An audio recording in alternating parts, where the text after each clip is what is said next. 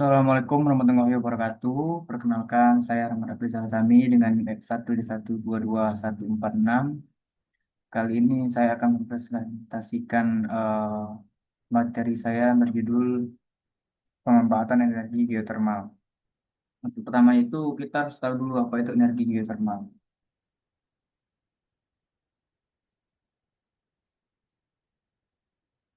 Nah, pengertian energi geotermal. Energi geotermal sendiri adalah energi yang panas yang berasal dari dalam bumi, tepatnya dari dalam panas batuan dan magma di bawah permukaan.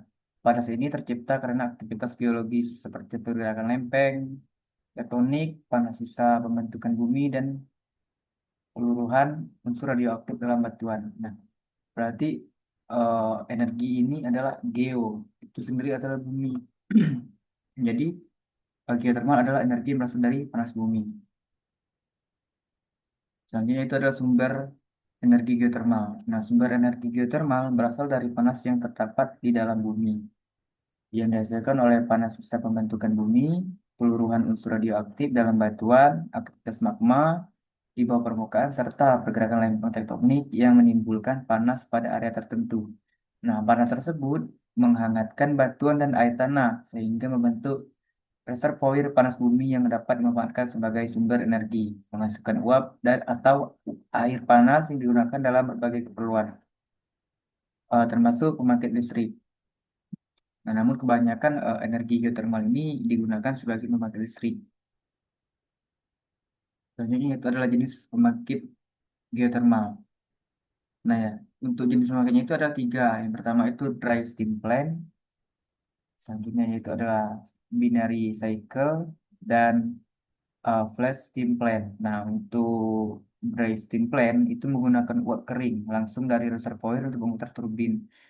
Sedangkan flash steam plant memanfaatkan air panas bertekanan tinggi yang ketika dikeluarkan ke tekanan lebih rendah berubah menjadi uap plant menggerakkan turbin.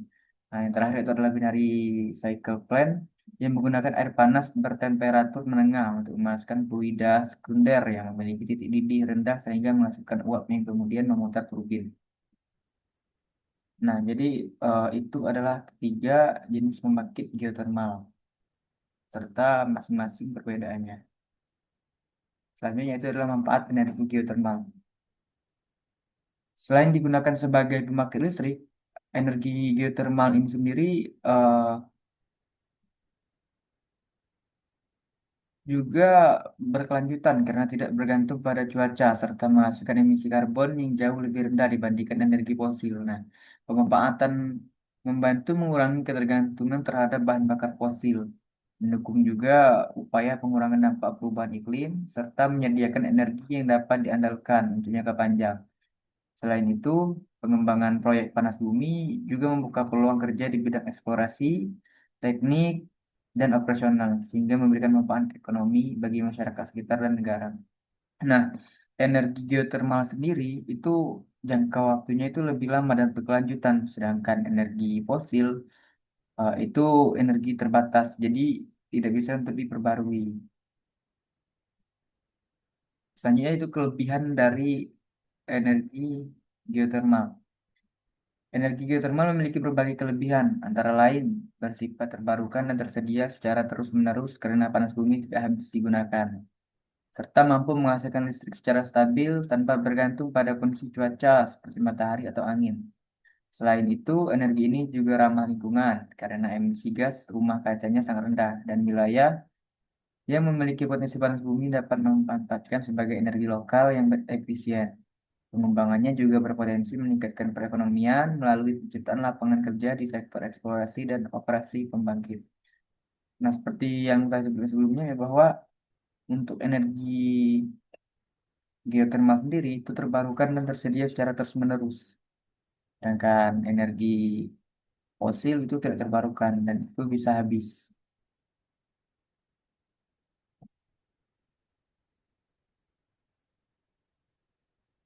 Selanjutnya yaitu adalah kekurangannya. Nah, jika tadi kita sudah membahas kelebihan, maka selanjutnya kita membahas kekurangannya. Untuk energi geotermal sendiri itu memiliki beberapa kekurangan. Nah, seperti salah satunya itu adalah biaya eksplorasi dan pengumpulan yang sangat tinggi karena membutuhkan teknologi canggih untuk menemukan dan mengakses reservoir panas bumi yang tepat. Selain itu, lokasi pembangkit hanya bisa dibangun di daerah yang memiliki potensi panas bumi. Nah, jadi eh, untuk mencari teknologi canggih ini, kita membutuhkan teknologi canggih untuk menemukan dan mengakses reservoir panas bumi yang tepat. Nah, jika kita salah dalam melakukan pengeboran, itu juga berarti kita membuang-buang biaya yang berlebihan. Makanya diperlukan teknologi canggih ini untuk menentukan di mana reservoir panas bumi yang tepat untuk dilakukan penggalian ataupun dilakukan pengeboran tersebut. Nah, sehingga tidak semua wilayah dapat memanfaatkannya. Nah, pengeboran dan aktivitas geotermal juga memiliki risiko menimbulkan gempa kecil, mikroseismik, serta dapat menyebabkan pelepasan gas berbau seperti hidrogen sulfida dari dalam tanah.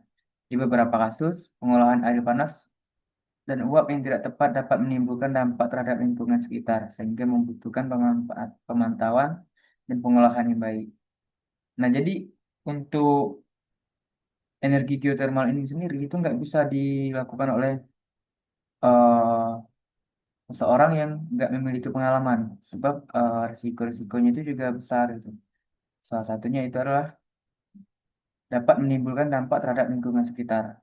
Itu berarti energi geotermal ini juga dapat merusak lingkungan jika tidak dengan cara yang benar. Mungkin itu saja presentasi dari saya. Saya akhiri. Wassalamualaikum warahmatullahi wabarakatuh.